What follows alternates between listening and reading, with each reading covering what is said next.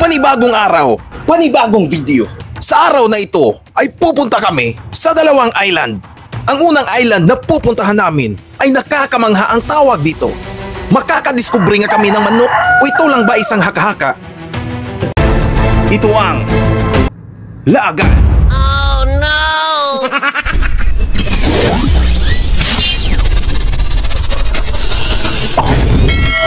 So yun ang mga kaupano, so magandang araw.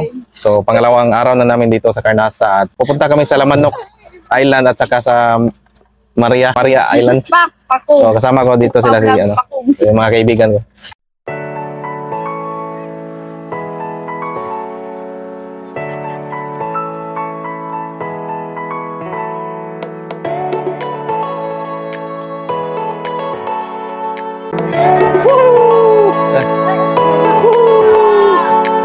Yeah.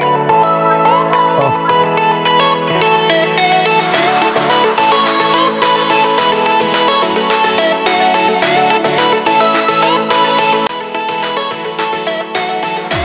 Pangalawang araw na namin dito sa Carnasa Island.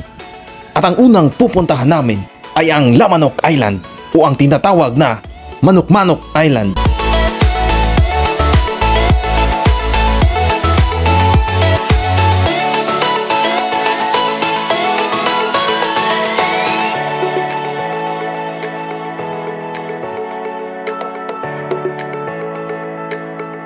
One eternity later.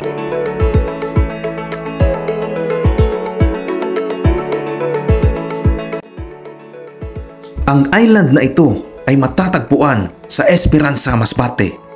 30 minutes from Carnasa Island, Daan, Bantayan, Cebu, and 1 hour from Higatangan Island, Biliran.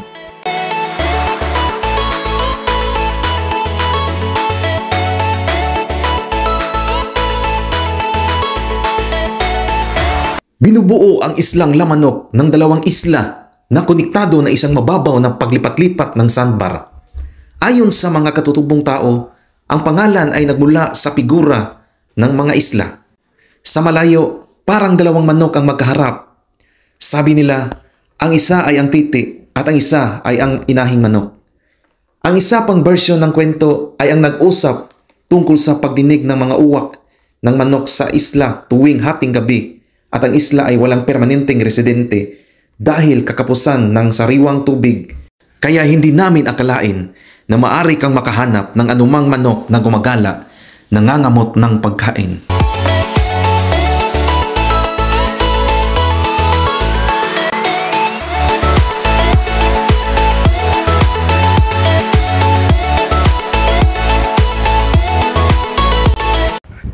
So yun na mga kaupano, so andito na kami sa Lamanok Island. So ito yung view niyo. Yeah, white sand. So dalawang solid rock surrounded by the oceans.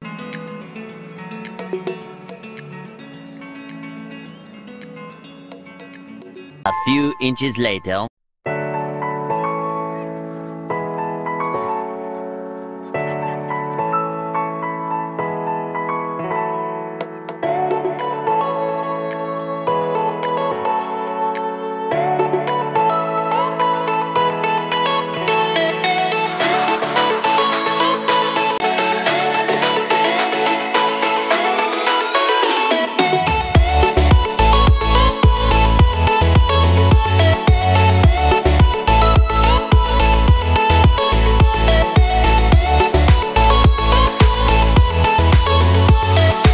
A few moments later.